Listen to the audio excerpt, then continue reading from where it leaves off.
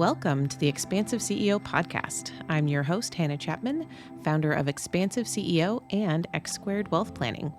Buckle in as we explore how to create true prosperity and build a business and a life that expands beyond yourself and makes a dent in the universe.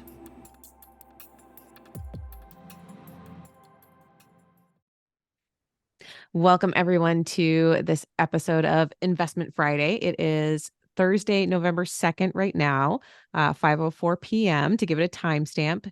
And this will be released on Friday, November 3rd. And I am here as always with, well, not as always. Sometimes you're not here. Sometimes it's just me. Sometimes it is just you. But today we have Brad Haines, the Chief Investment Officer of Juncture Wealth Strategies, here to talk about what's going on. The market is really shifting a lot in the last couple of days. And we've got a good client question. So, Brad, what's up, man? What's going on with the markets? Hey, ever since yesterday, it's nothing but Goldilocks. It is perfect. Yields are starting to come down. Jerome Powell had his, or I should say, the Fed met, and in the press conference afterwards, Chairman Jerome Powell made it seem like, hey, we might be completely done raising interest rates with this part of the cycle. So the investors and traders and retail clients decided, let's step into equities. And so what we've seen is a big rally in treasury yields, meaning treasury yields have come down, prices of those bonds have gone up, and that has loosened things up, and equities really jumped over the last really a little more than 24 hours. I mean, today you're looking at, the Dow surging 500 points, up 1.6, 1.7%. The S&P up pretty nicely as well. And the S&P 500 equal weight actually outperformed the headline S&P 500 index, which is, again, we've talked about that year to date, how it's really been 8 stocks that have driven the year-to-date returns. Well, over the last day, it seems like that has started to turn around a little bit, and it looks like small cap, mid cap, international, some of the other stocks in the large cap space that haven't gone anywhere seem to be playing a little catch up here towards the end of the year. Just a reminder, we've been down for the S&P 500 for the last 3 months in a row.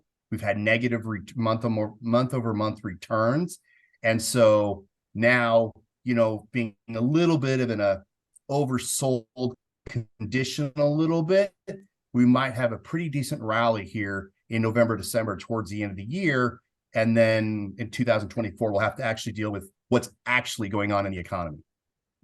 So let's talk about that a little bit, because it points to a couple of things we've been talking about a lot this whole year, right? So we had talked about when the Fed says, hey, we're like probably done raising interest rates, that is usually cause for a rally, which is exactly what we're seeing, right? So the last few meetings that the FOMC, the Federal Open Market Committee, has had, they've been kind of playing both sides, right? Like, it's like inflation's coming down, but we might raise rates again. We're not, they were being, I just want to say, like, playing both sides is how they worded is we're being data dependent, but basically means we're playing both sides. Yeah. Right. So this then feels like more of a shift, right? That feels like for the market to respond that favorably to those comments that, like, oh, maybe they actually mean it this time, that we're done raising interest rates. And the next thing, because then what would the next play be? We would expect, if they're done, that they might start lowering interest rates. Is that anywhere in the cards from what you can see? Yeah, so the futures have started to pull forward a interest rate cut. So it looks like really June of 2024 is the expectation of the first interest rate cut.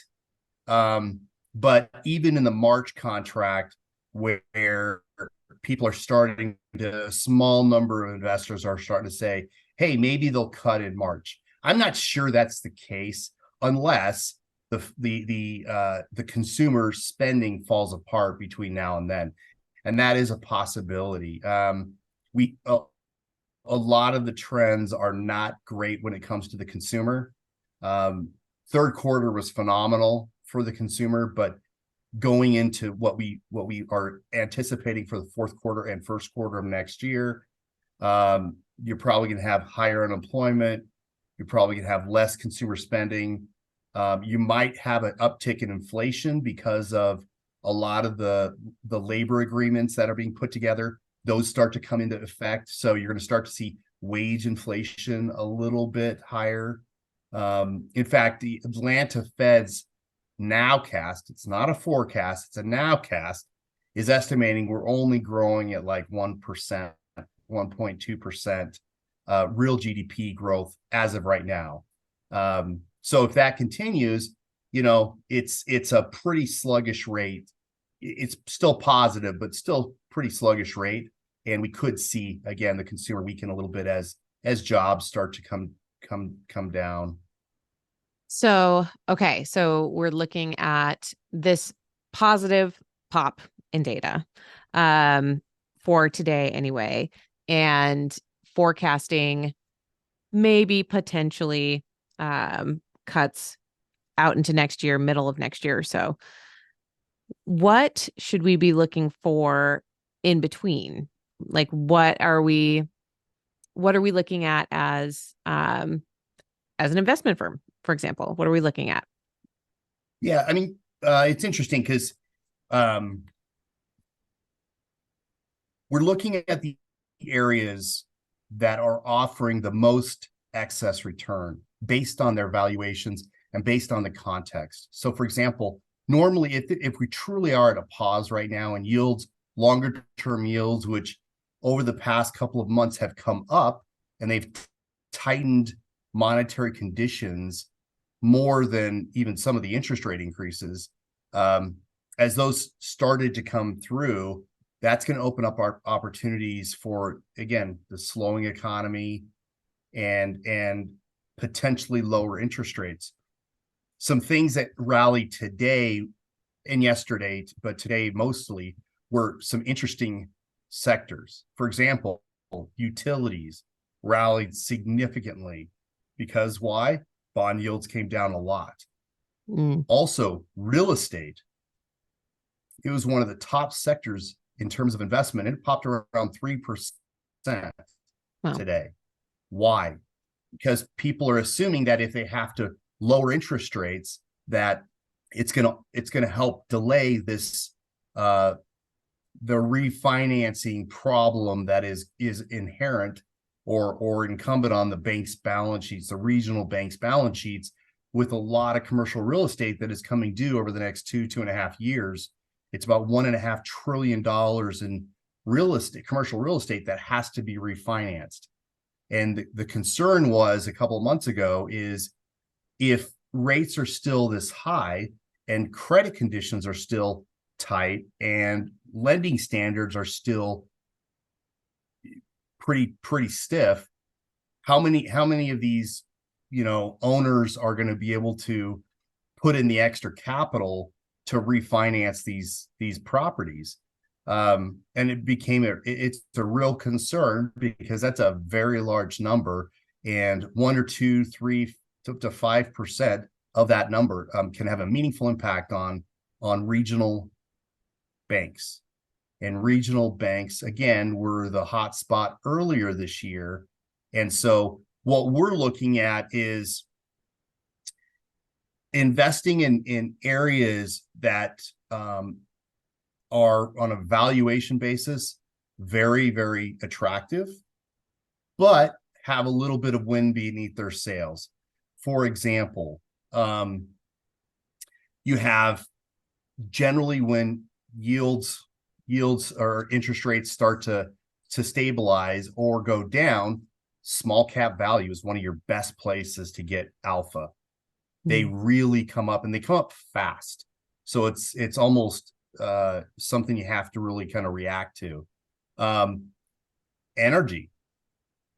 I mean, energy stocks today, one of the best sectors was energy. Why? Because they're so exceedingly cheap relative to what is going on. Yes, everybody believes we might be going into a slowdown, which, harms demand a little bit, but they're still cheaper than that. So they're so beat up that most investors hate them. They don't own them. And so any little lift where it's not good news, it's just less bad news, and the prices of those investments will come up a little bit. Additionally, they're producing a lot of oil and gas right now. We're killing it. In fact, the United States, through the first half of 2023, is the world's largest exporter of liquid natural gas. So, not many people know that. Not many people consider that. They always consider it to be the Middle East, but the United States is number one there. Again, so getting places that have been beat up, but also have reasons that they could come up pretty significantly are the areas we're looking at. So the other piece that I wanted to open up from what you just talked about was the equal weight coming up, because we've been talking about that quite a bit as well. So as a refresher, the top 8 biggest, tech adjacent sort of companies in the S&P 500 have had the majority of the returns, or caused the majority of the returns rather, in the S&P 500 and the economy in general so far this year. But the other 492 stocks in the S&P 500, as well as, small cap and mid cap, really had not done much so far this year, right? So the S&P 500 equal weight, or if you look at the S&P 500 and pretend they're equally weighted, that's the equal weight measure, right? That had been lagging significantly from, the capitalized weight S&P 500. Yeah. I mean, let's put some numbers to that. As of yesterday, the S&P 500 was up 11-ish%.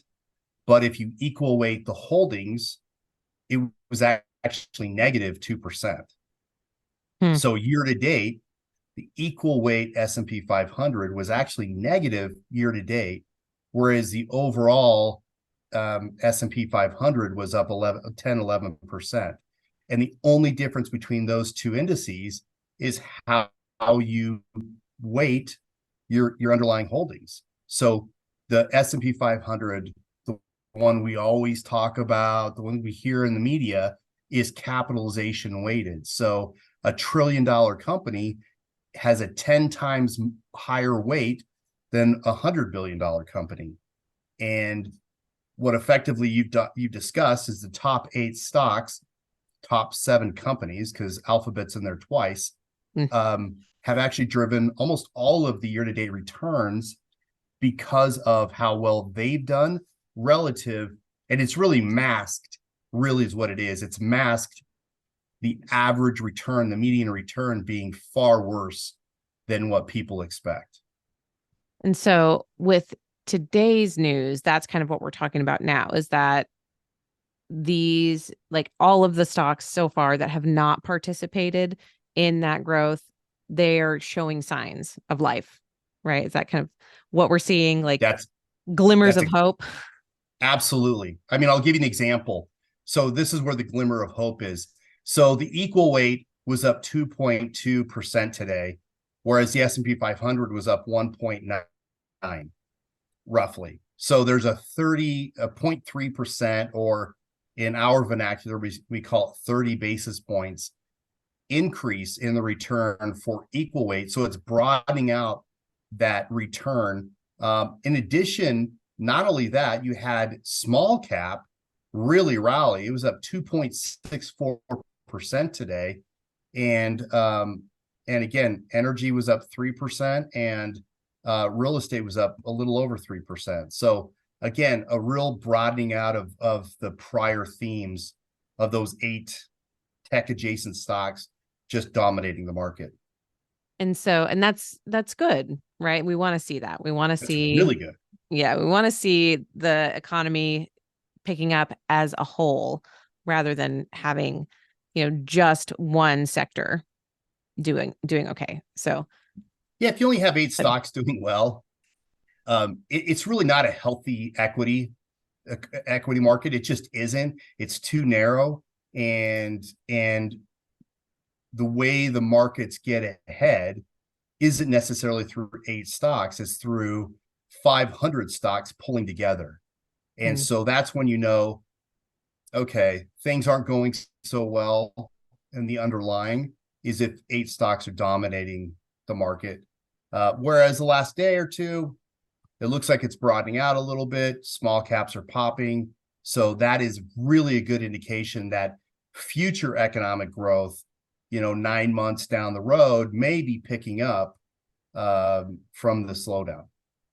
all right. Well, we will keep track of it as always, right? Keep talking about it. To Absolutely. see if that broadening continues to happen. Those stocks that we've been waiting for, if they, rise up to meet the growth that we've seen in the others. So this kind of leads really well into our question for today, from Bob in Huntsville. Thank you for always sending questions. Yes. So today he was asking about kind of the economic forecasts that we look at as advisors and investment managers. He says economic forecasts have been wrong over the last few years from the pandemic forward. Um, so if our financial advisors rely on some of this data to help structure our portfolios in the future, what if the data is off? What if there's, what's the plan B if we don't revert to the mean, right? If we don't come back to a historical standard. And when we were discussing before recording today, I was sharing that Bob and I are in different generations, but for me, I am a elder millennial. So I'm at the top end of the millennial generation. I'm 39, and from the time I was 17, September 11th happened when I was 17.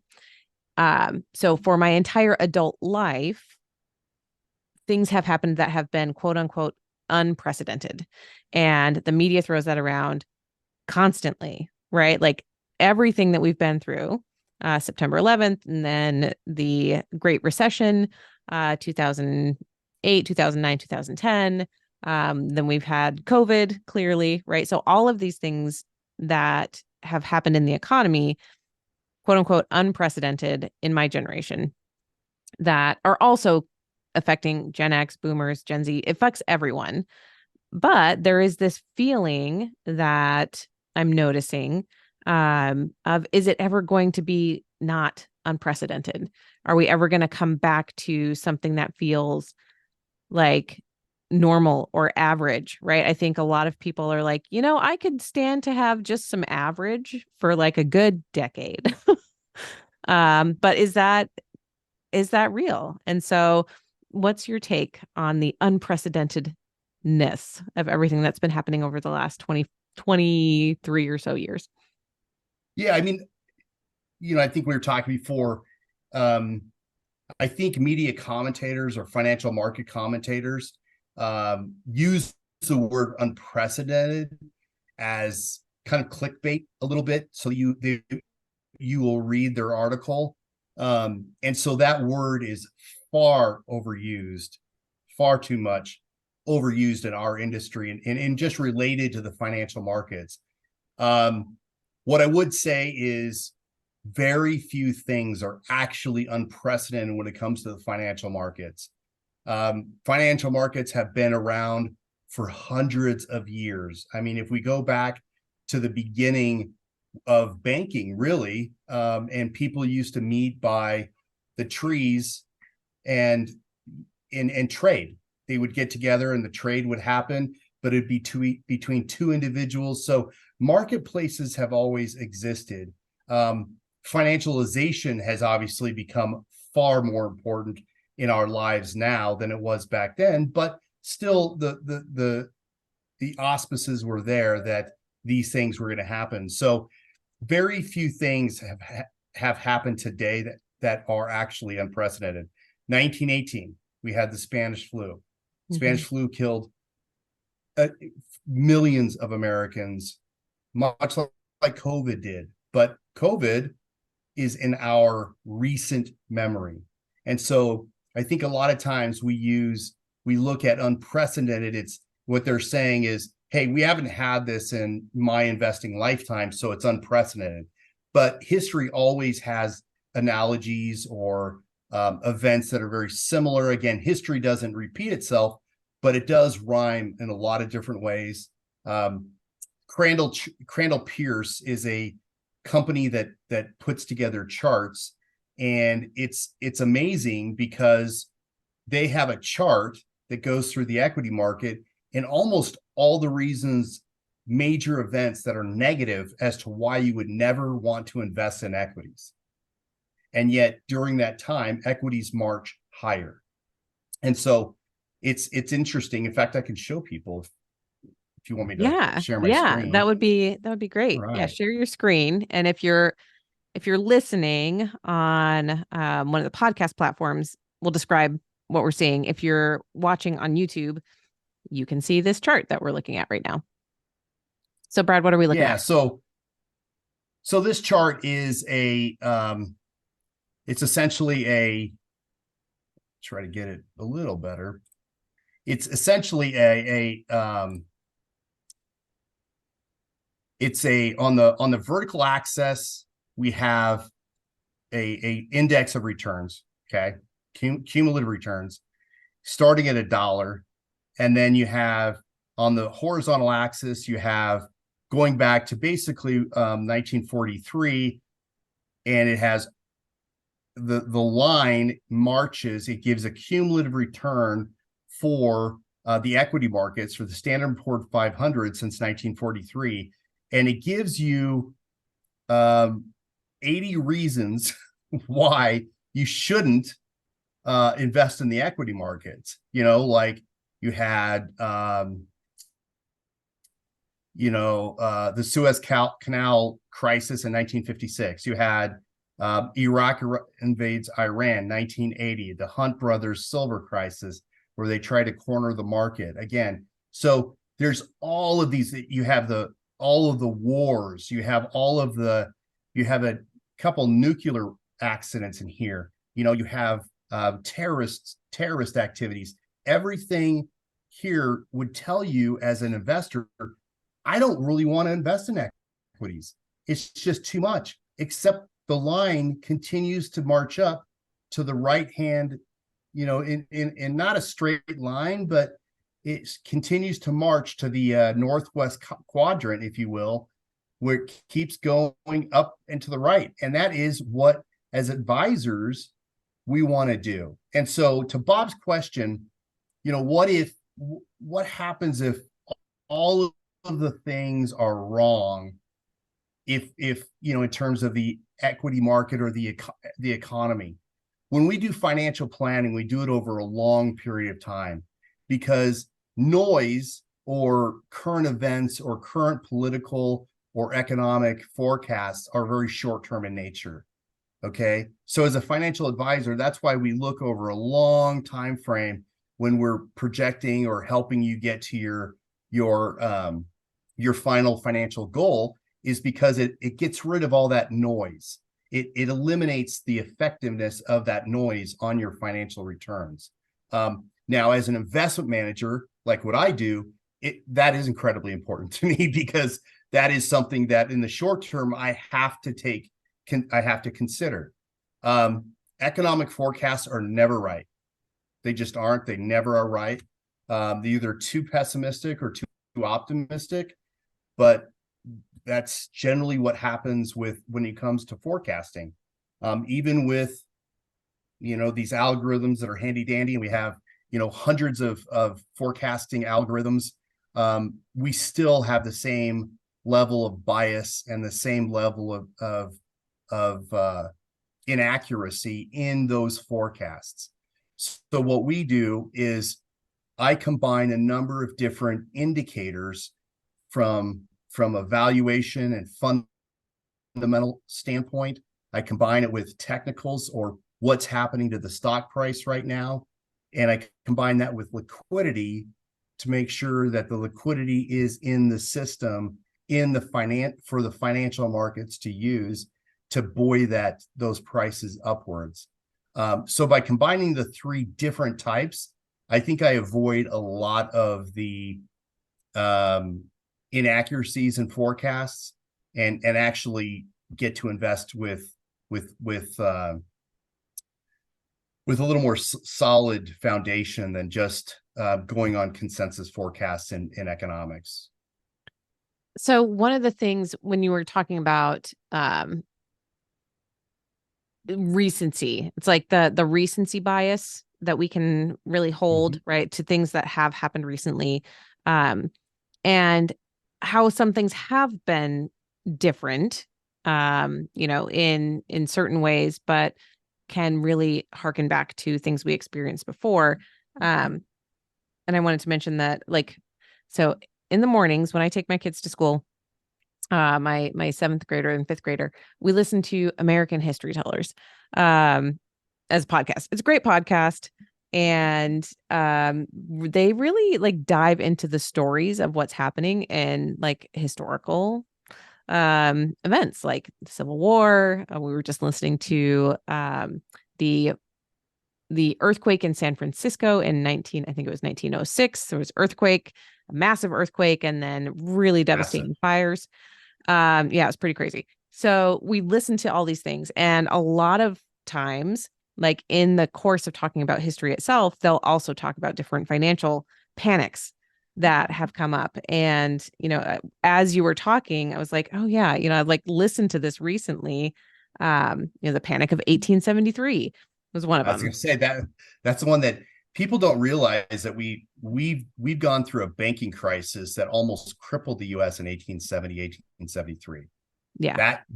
That a lot of banks went out of business, and a lot of people, this was before the Federal Reserve and the FDIC, a lot of people, when your bank went out of business, you just lost all your money. Yeah, and that actually happened again. So that was during Reconstruction period, after the Civil War, and that was another thing we listened to recently. I think it was the Freedmen's Bank. So where a lot of newly freed Black Americans were able to start bank accounts, and save, and they had saved for years. And when the Freedmen's Bank went under, all of their savings were gone. Nothing was there. Nope, the bank is closed. So sorry.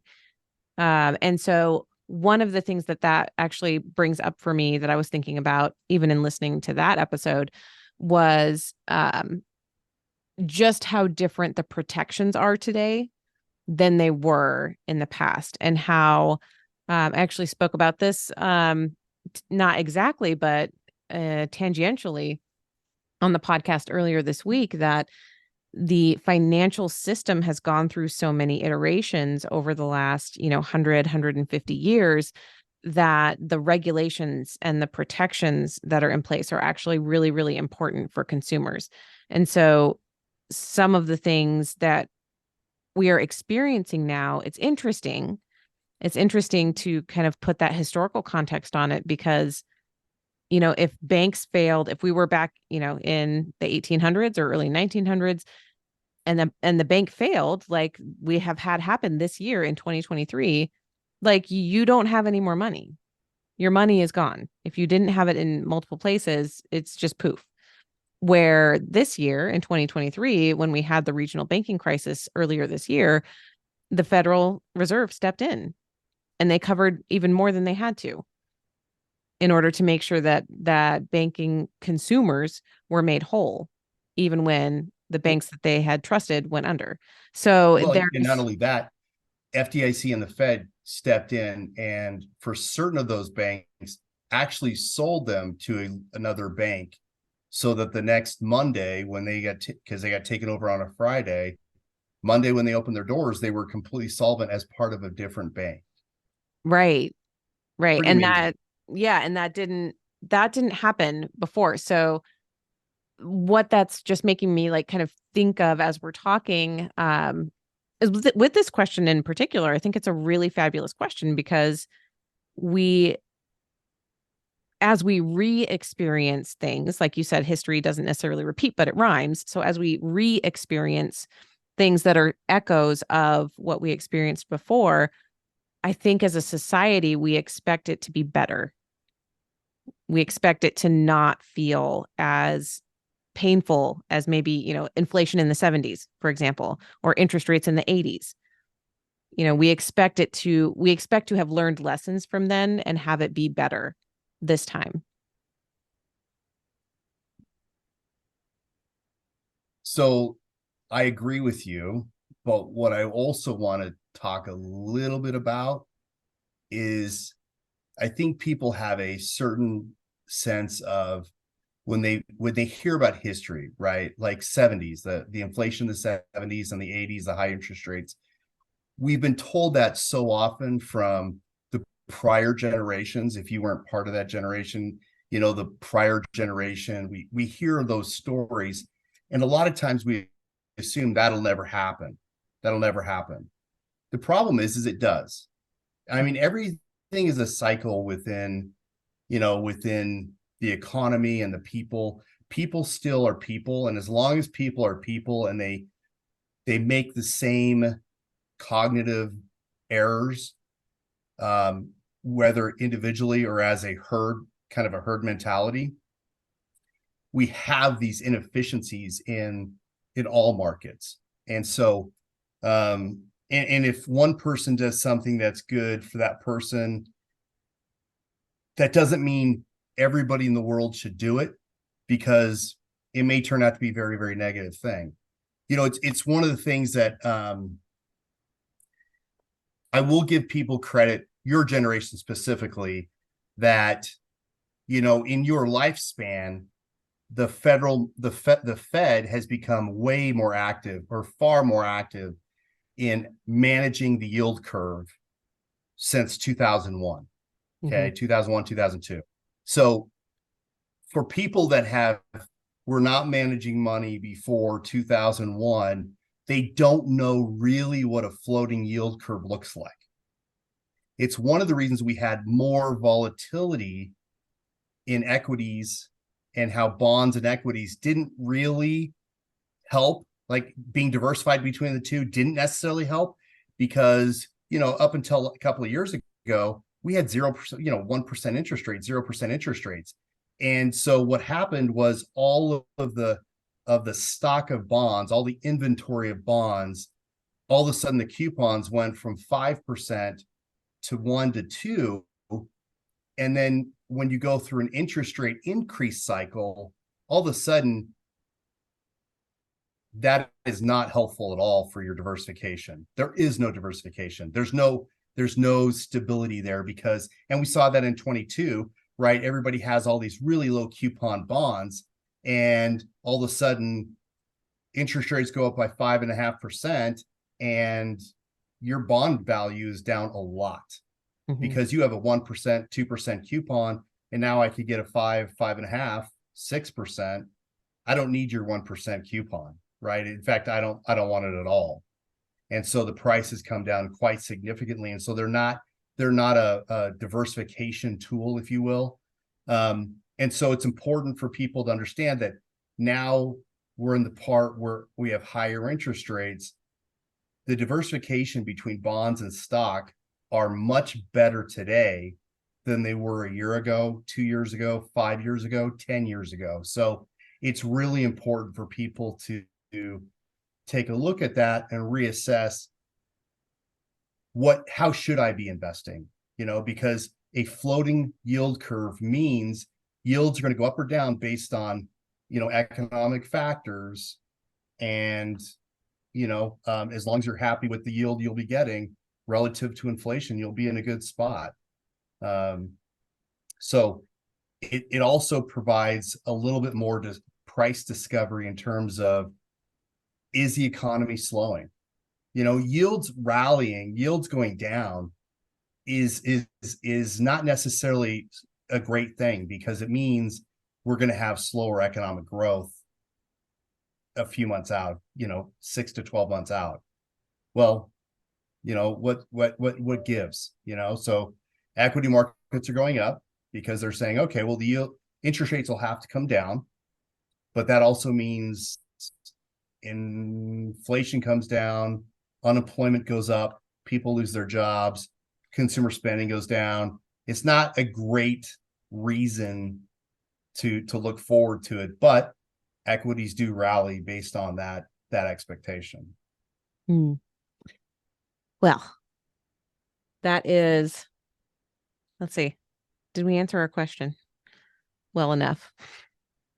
I feel like that comes back to, when we rely on the data, when we rely on that data to help structure the portfolios, I think what that really comes down to is flexibility, right? And actually being willing and open to continuously have conversations. Like that's what that feels like to me, that it's not a one size all one time conversation, right? To make sure that you're in the right investments for you, in the right structure, in the right, overall risk tolerance. And so that as things shift, we want to be able to have flexibility within the portfolio in some way. Right. And so that's where, people, I talk to people all the time. I talk to a lot of entrepreneurs. I work with, entrepreneurs and business owners, and a lot of entrepreneurs tend to love real estate as an investment. They do. They tend Yeah. to. It's the correlation is quite strong. And at the same time, I like to coach them to, like, let's talk about the ways in which you want to use it. Right. Because it's a piece of an overall strategy. It's not the only strategy, right? Depending on your other needs, depending on how long you have until you need money, right? How long can you allow things to ride out a business cycle, and still be able to, pay your own mortgage and feed your family and all of those pieces. So yeah, it feels like the flexibility of being able to be nimble with the market as things change, be able to have a plan that actually fits you and your family's needs. Like that sounds like the strategy. Yeah, I mean, I think that's right. And you don't, as an investment guy, I never want to rely on one type of system too much. And if my, because like I said, economic forecasts are pretty are highly inaccurate. I mean, they're trying to, I mean, you got to give them credit. They're trying to forecast what 350 million people are going to do with their money on a monthly basis. That's a pretty daunting task, even if you do have very, very large data and algorithms helping to parse through the data. But so you don't, as an investment manager, I never want to rely on one system too much, which is why I combine the three, which give me very, very different perspectives. And always double checking your assumptions. Yeah. I always am thinking, where could I be wrong? And if I'm always trying to poke holes in my thesis of what I think is going to happen over the next 6 to 12 months, that's when I start to make some changes. Yeah. And to have that perspective from the investment management side, and then from my perspective from, the planning side of, we really can, like you said before, smooth out that experience, as long as we take a longer time frame and look at things from a longer frame lens. That's where we can It's the nimbleness within the longer time frame, right? When do we need to make changes now versus when do we need to hold on for the future, right? And kind of being able to manage the art and the science of that in the Exactly. process with clients. Exactly. I mean, every client's different. Therefore, every portfolio should be somewhat different. Mm-hmm. Exactly. Everybody's life is different. Our goals are different. I mean, some of them are close, but again, what I find is every family and individual has a unique outlook and has a unique set of goals. And as an investment advisor and manager, we need to fit that. We need to make sure that you get to your financial goals with all of the different aspects of your life being wrapped in there. Yeah. Well, perfect. We will end it there for today. And as always, if there are any questions that this has brought up, if anything is happening out in the world that you're like, I want to hear what Brad and Hannah have to say about it, we would love to hear from you. You can reach me in all kinds of ways. So anywhere on social media where you follow me, Instagram, Facebook, LinkedIn. I'm Hannah Chapman or hannah.chapman.cfp. On some of those, you can find me, or you can email me at Hannah, HANNAH, at expansiveceo.com in order to send questions for the podcast. And Brad, where can people find you? You can get me through my email, which is bhaines, BHAINES, at juncturewealth.com, or you can find me through LinkedIn. Those are probably the two best ways. And I would love to hear any questions or comments or critiques that you may have, because we want to make this podcast as invaluable and informative as you guys want. So love it. Well, thank you for being here, Brad. As always, we will see you next week. That's it for this episode. Thanks for listening, and be sure to like and subscribe. And again, if anything resonated with you from this episode, I would love to hear from you. Email me at Hannah, HANNAH, at expansiveceo.com and tell me about it. And if you're ready for your greatest expansion, you can find ways to work with me at expansiveceo.com and at x2wealthplanning.com. That's X, the numeral 2, wealthplanning.com. So until next time, remember that there is enough, you are enough, and your birthright in this lifetime is to be expansive.